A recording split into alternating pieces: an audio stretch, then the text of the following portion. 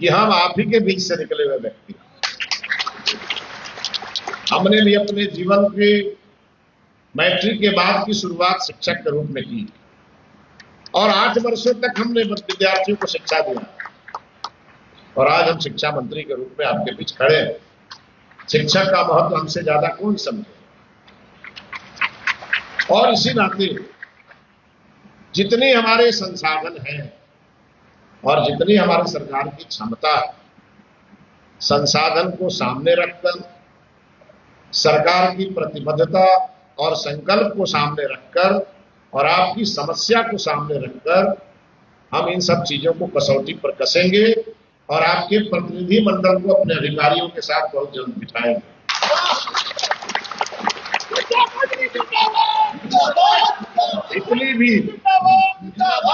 जितनी भी मांग आप लोगों की रही है, जिसको लेकर आप विभिन्न न्यायालयों में भी भटकते हैं, हमने प्रथम दिन ही अपने मंत्रालय को कहा कि अगर मांग किसी की भी सही है, उसको लेकर के किसी को न्यायालय न जाना पड़े, इसकी जिम्मेवारी शिक्षा विभाग की।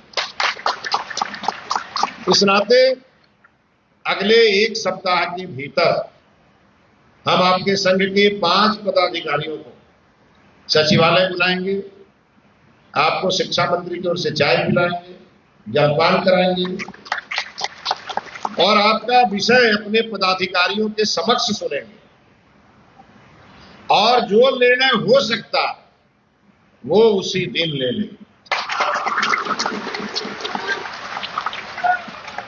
हम कोई भी गैर जिम्मेदाराना बयान देना नहीं चाहते।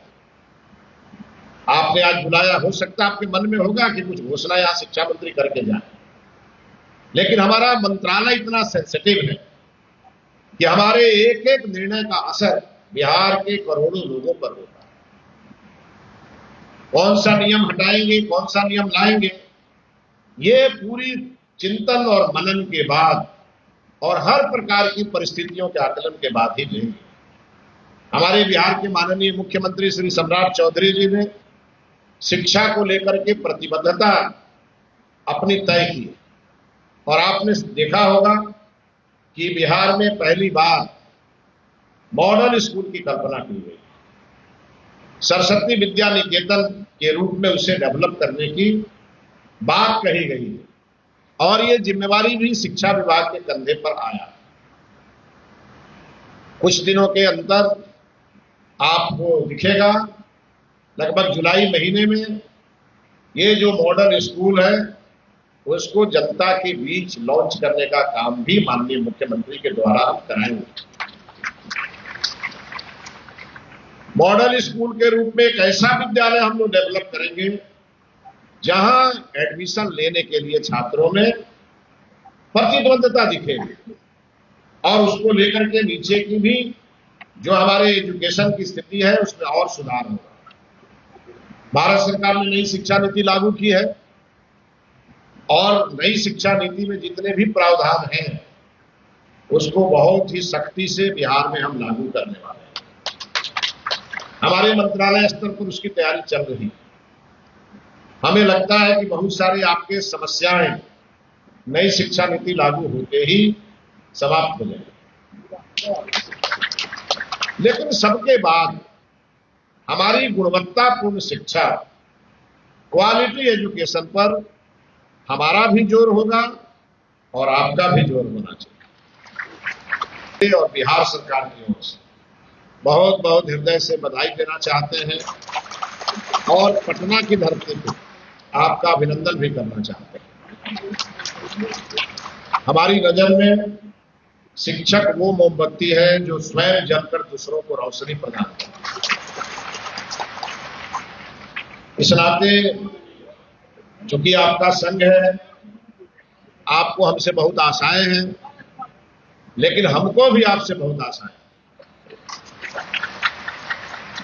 आशाएं इसलिए है कि बिहार का वह गरीब व्यक्ति जो किसी गांव में, किसी कस्बे में, एक झोपड़ी में निवास करता है और वो भी अपने बच्चे को आईएएस, आईपीएस, इंजीनियर, डॉक्टर बनाना चाहता है और उसके जीवन में जो आशा और आकांक्षा है उसकी नींव रखने की जिम्मेवारी आप सभी के हाथों में।